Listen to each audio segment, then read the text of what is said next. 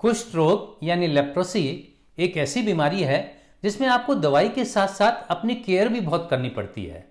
तो आज मैं आपको बताऊंगा कि लेप्रोसी केयर कैसे करते हैं और उसमें क्या करते हैं। मैं हूं डॉक्टर शुक्ला, एक डर्मेटोलॉजिस्ट। मेरे इस चैनल पे लेप्रोसी पर कई वीडियो हैं जिसमें अलग अलग तरह की लेप्रोसी के बारे में आपको बताया है और उसमें लेप्रोसी की ट्रीटमेंट के अलावा उनकी केयर के बारे में बताया है। पर आज मैं आपको इस लेप्रोसी केयर के बारे में डिटेल में बताऊंगा। लेप्रोसी में बेसिकली दो चीज़ें इन्वॉल्व होती हैं, एक है स्किन और दूसरी है नर्व्स।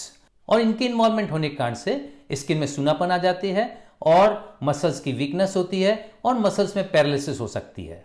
तो इनके कारण से ये डिफॉर्मिटीज़ बन जाती हैं, यानी आपके हो सकता है कि आपकी उंगलियां सीधी नहीं होती हों, आपका फुट ड्रॉप हो गया हो या आपका रिस्ट ड्रॉप हो गया हो। तो ऐसी कई डिफॉर्मिटीज़ हैं। तो अगर आप लेप्रोसी की केयर अच्छे करेंगे तो इन सब डिफॉर्मिटीज से आप बच सकते हैं। तो सबसे पहले तो बात करते हैं कि सूनापन वाली, कि स्किन में इन्वॉल्व नर्व्स के इन्वॉल्वमेंट होने के कारण से वो नर्व जिस एरिया में सप्लाई करती है उस एरिया में स्किन में सूनापन आ जाएगा। और सूनापन से मेरा मतलब ये है कि वहाँ पे आपको चोट लगने का पता नहीं चलेगा, वहाँ पे आपको कोई हाथ लगाएगा तो पता नहीं चलेगा, वहाँ पे गर्म चीज़ लगेगी तो पता नहीं चलेगी। तो अगर कोई चीज़ आप गर्म पकड़ते हैं, जैसे कि आप गर्म चाय पी रहे हैं, गर्म दूध पी रहे हैं या गर्म रोटी पकड़ रहे हैं, तो आपको बहुत केयरफुल रहना पड़ेगा। उसमें सबसे ये है ज़रूरी कि आप उसको डायरेक्ट हाथ से टच नहीं करें। आप या तो रुमाल ले लीजिए और या फिर कोई दूसरा कपड़ा ले लीजिए या कोई ग्लोव्स ले लीजिए, उनसे आप इनको टच करें। अगर ऐसा नहीं किया तो वहाँ पर आपको गर्मी के उस हीट के कारण से वहाँ पे छाले पड़ जाएंगे और छाले के बाद वहाँ पे इन्फेक्शन होके वहाँ पे जख्म बन सकता है। अब दूसरी बात करते हैं कि चोट लगने से अगर इन्हीं जगह पे आपको दर्द का चूंकि पता नहीं चलता, इसलिए आपको कहीं भी चोट लग सकती है। आप कोई काम कर रहे हैं जिसमें कोई चीज़ चुभ सकती है, सुई चुभ सकती है या कोई दूसरी चीज़ नुकीली चीज़ कील चुभ सकती है, तो उससे आपके जख्म बन जाएगा। तो उसके लिए हमेशा ध्यान रखें कि कोई भी जब आप काम करते हैं तो काम बिना ग्लव्स के नहीं करें। अच्छे टफ ग्लव्स आते हैं और उनसे आप काम कर सकते हैं। अब बात करते हैं पैरों की केयर की। पैरों में आपको अगर सुन्नपन है, और जैसा कि करीब करीब हर तरह की लेप्रोसी में हो जाता है, अगर आपकी लेप्रोमेटस लेप्रोसी है तो उसके अंदर gloves and stocking type anaesthesia होता है, जिसके अंदर जहाँ अपन दस्ताने पहनते हैं या जहाँ अपन मोजे पहनते हैं उस एरिया में सुन्न होता है, उस एरिया में आपको दर्द का पता नहीं चलता। तो जब दर्द का पता नहीं चलता तो वहाँ पे जख्म बन जाते हैं। और न केवल ये सूनापन, इसके अलावा जो मसल्स होती हैं, पैर की छोटी छोटी मसल्स होती हैं, वो उनकी पैरालिसिस हो जाती है।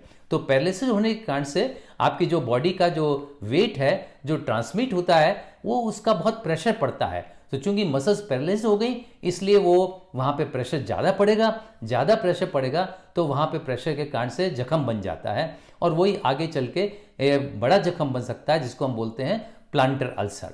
तो यहाँ पे आपको केयर करनी बहुत ज़रूरी है। तो ध्यान रखें कि जब आप घर में रहते हैं तो बिना चप्पल के या बिना शूज़ के आप नहीं रहें। हमेशा ये चप्पल या शूज़ या सैंडल्स पहने रहें। और जब बाहर जाते हैं तो इसके अलग से स्पेशल शूज़ आते हैं लेप्रोसी पेशेंट्स के लिए, जो माइक्रोसेलुलर रबर से बने होते हैं और इसके कारण से वो जो प्रेशर है वो प्रेशर एब्जॉर्ब हो जाता है। तो ये जो शूज़ हैं एक तरह के शॉक एब्जॉर्बर के काम करते हैं। लेकिन इन शूज़ में एक प्रॉब्लम है। प्रॉब्लम ये है कि ये इनका शेप अलग होता है, बिल्कुल डिफरेंट टाइप के हैं। जो अपने नॉर्मल शूज़ होते हैं उससे अलग टाइप के होते हैं, इसलिए आपको अलग से ऐसा लगता है कि ये लेप्रोसी के शूज़ हैं। तो एक तरह का जो लेप्रोसी के साथ सोशल स्टिग्मा अटैच्ड है वो थोड़ा सा सामने आ जाता है। जब आप शूज़ पहनते हैं तो लोग पहचानते हैं इस पेशेंट को लेप्रोसी है और वो सोशल स्टिग्मा आपके साथ जुड़ जाता है। इसलिए आजकल एक नई तकनीक आई है जो गूगल की सहायता से, गूगल कंपनी जो अमेरिका की है उसकी सहायता से, और इंडिया के एक ट्रस्ट है the leprosy mission trust India, इन दोनों के कोलैबोरेशन ने एक अच्छे शूज़ निकाले हैं। ये शूज़ कंप्यूटर की सहायता से बनते हैं। 3D स्कैन के द्वारा पहले जिस पेशेंट के शूज़ बनाने होते हैं उसके पैर को स्कैन किया जाता है और उसके स्कैन के हिसाब से, उसके नाप के हिसाब से ही वो स्पेशल जूते बनाए जाते हैं। तो ये जो जूते बनते हैं ये बिल्कुल आम जूतों की तरह होते हैं, इसमें कोई अलग से दिखाई नहीं पड़ते, इसलिए जो सोशल स्टिग्मा है वो यहाँ पे दूर हो जाता है। तो सबसे पहले तो जरूरी ये है कि अगर आपको लेप्रोसी है और आपके सुन्नपन पैरों में है तो आपको ये स्पेशल शूज़ पहनने चाहिए। ये स्पेशल शूज़ महाराष्ट्र के अंदर मिराज सिटी है उसके अंदर बनाए जाते हैं इसी मिशन के द्वारा, और इनके द्वारा दूसरे हॉस्पिटल्स को भी सप्लाई किए जाते हैं। अब बात करते हैं प्लांटर अल्सर की, जो मैंने अभी आपको बताया कि अगर आपके केयर नहीं करेंगे तो फिर आपके प्लांटर अल्सर बन सकता है, जख्म बन सकता है पैरों के अंदर। तो उसकी केयर अगर बन गया है तो उसकी केयर करनी बहुत ज़रूरी है। उसकी केयर में सबसे पहले तो देखें कि उसको रोज़ अपने को क्लीन करना है, और क्लीन करने के लिए नॉर्मल सलाइन लें और उससे अच्छी तरह से क्लीन करें। क्लीन करने के बाद कोई एंटीबैक्टीरियल क्रीम लगा दें और उसको बैंडेज कर दें। उसके बाद फिर थोड़ा उसका रेस्ट देना भी ज़रूरी है। तो इसलिए अगर ध्यान रखें कि आप चलना फिरना कम किया करें, और दूसरा खड़े नहीं रहें लंबे टाइम तक। इस अल्सर में अगर हीलिंग नहीं हो पा रही है बहुत दिनों तक, तो आपको फिर सर्जन को दिखाना पड़ेगा। सर्जन देखेंगे कि अगर इस अल्सर के जो बॉर्डर है उसके ऊपर अगर कुछ ऐसे टिश्यूज जमा हो गए हैं जो हील नहीं कर पा रहे हैं, तो उस स्थिति में वो जो ऐसा टिश्यू हो गया है उसको वो निकाल के बाहर कर देते हैं, जिसको हम कहते हैं डेब्राइडमेंट।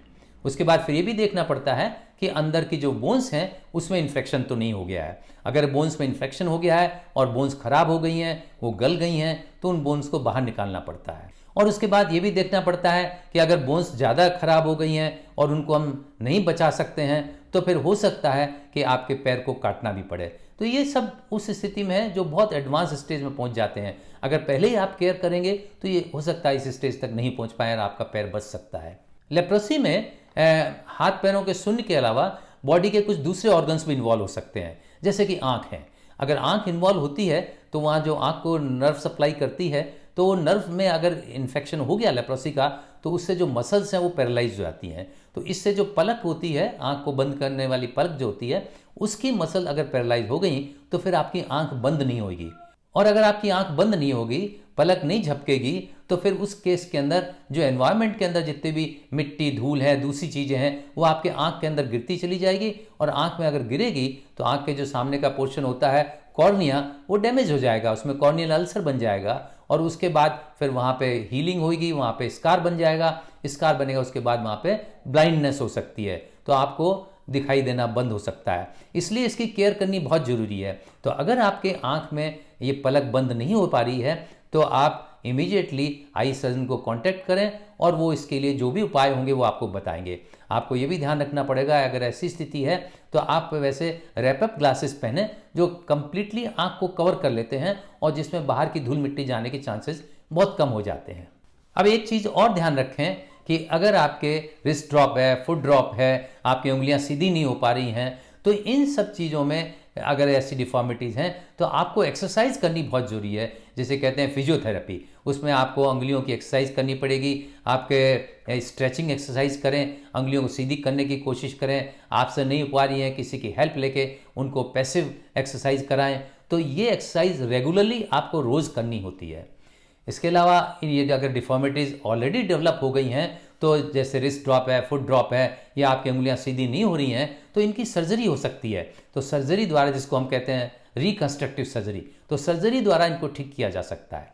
अब एक चीज़ मैं आपको और बता दूं कि अक्सर लोग समझते हैं कि हम लेप्रोसी की दवाई ले रहे हैं, हमने एमडीटी पूरी ले ली, साल भर ले ली या 6 महीने पूरी ले ली, फिर भी हमारी उंगलियां ठीक नहीं हुई, हमारी सूजन, हमारी सूनापन जो है वो अभी गया नहीं है, तो इसलिए फिर दवाई हमारे में काम नहीं कर रही है। ऐसा नहीं है। देखिए, ये जो एमडीटी है ये सिर्फ लेप्रोसी के कीटाणुओं को मारती है, आपकी लेप्रोसी को ठीक करती है।